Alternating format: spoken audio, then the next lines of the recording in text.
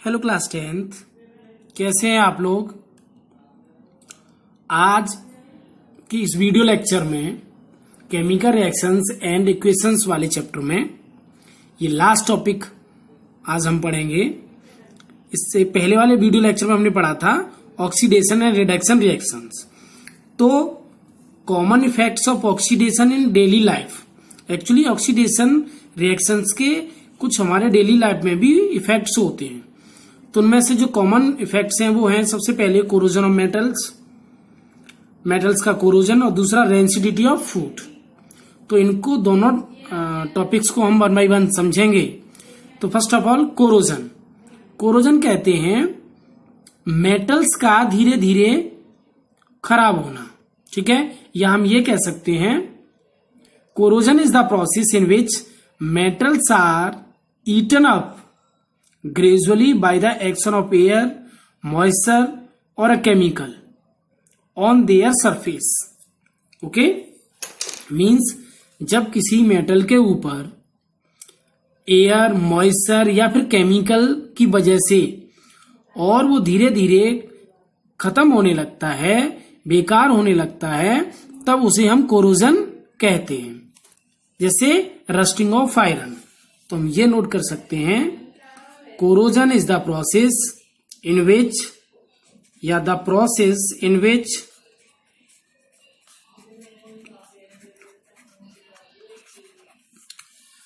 metals are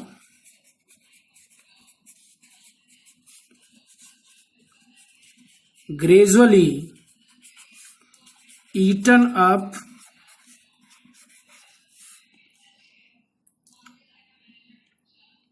by the action of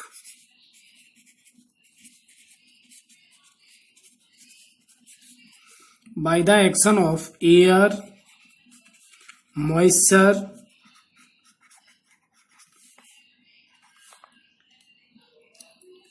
और a chemical। यहां chemical का मतलब है acid. Okay, on their surface.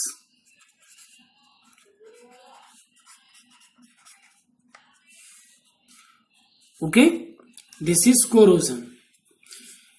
ठीक है, एग्जाम्पल यदि हम बात करें तो रस्टिंग ऑफ आयरन, ये कॉमन एग्जाम्पल है जो डेली लाइफ में हम लोग बहुत देखते हैं। ठीक है, कैसे देखिए, हम एक रिएक्शन से इसको समझ लेते हैं कि Fe आयरन है और इन्वायरमेंट से ऑक्सीजन, एयर से, प्लस मॉइस्चर जो होता है, तो मॉइस्चर कम या ज्यादा हो सकता है, इसलिए हमने 2H2O यूज किया है। ये वाटर है, ये ऑक्सीजन है, ये आयरन है। ठीक है ना, तब क्या बनता है Fe2O3.XH2O।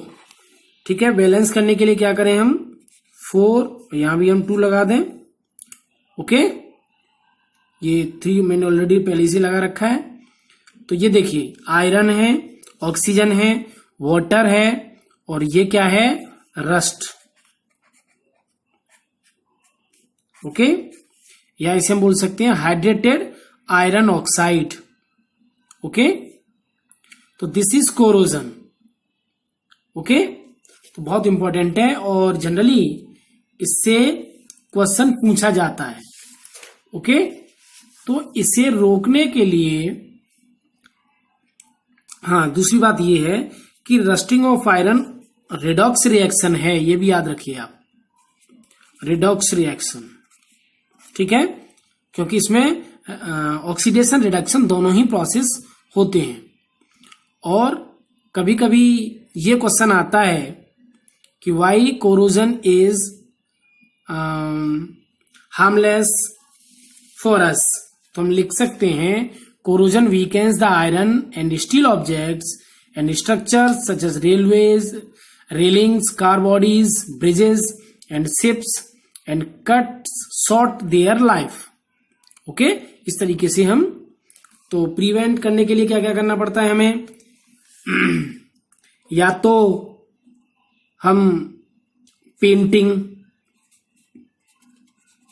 ओके, पेंट कर देते हैं, ठीक है, पेंट करके रोका जा सकता है, या फिर ऑयलिंग, ओके, या फिर गैल्वेनाइजेशन,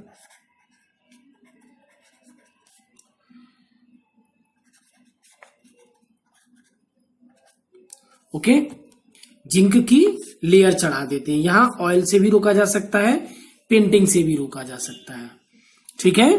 आयरन ऑब्जेक्ट पर ये हम इस तरीके से प्रिवेंट कर सकते हैं, ओके, रस्टिंग को, ओके। अब हम बात करेंगे रेंसिडिटी। एक्चुअली आपने देखा होगा कि गर्मियों के टाइम में यदि हम खाने को या फूड आइटम्स हैं उनको और रेफ्रिजरेटर में ना रखें, ओके, तो वो शाम तक खराब हो जाते हैं, ओके। तो हम ये बोल सकते हैं the condition produced by aerial oxidation of fats and oils in foods marked by unpleasant smell and taste is called rancidity. Means condition produced by aerial oxidation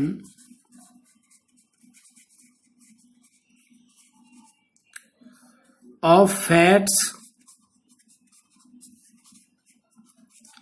and oils in food marked by unpleasant smell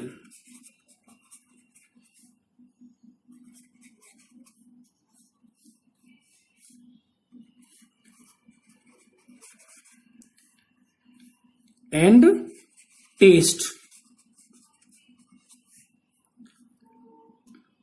is called rancidity.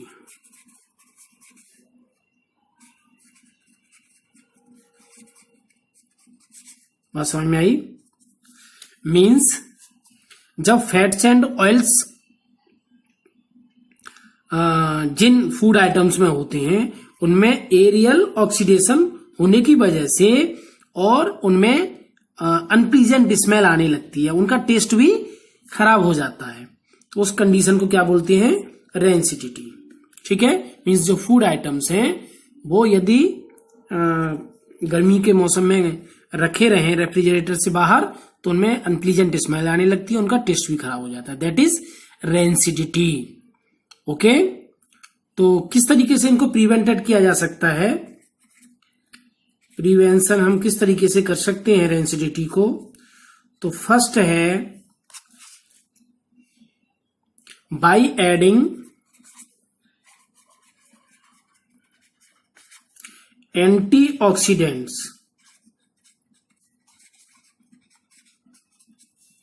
Actually कुछ antioxidants आते हैं to foods, ठीक है ना। Food items में हम लोग antioxidants मिला के उसको रेंसिडिटी को रोक सकते हैं, ठीक है। तो कुछ एंटीऑक्सीडेंट्स हैं जैसे BHA है, BHA, okay, butylated hydroxy anisole, आप याद रखेंगे क्या? Butylated hydroxy anisole. और एक और है BHT, okay, BHT means butylated hydroxy toluene.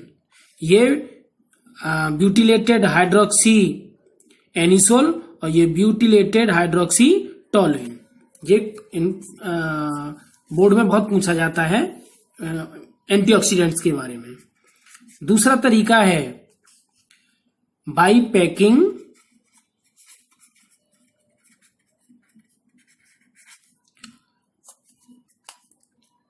Foods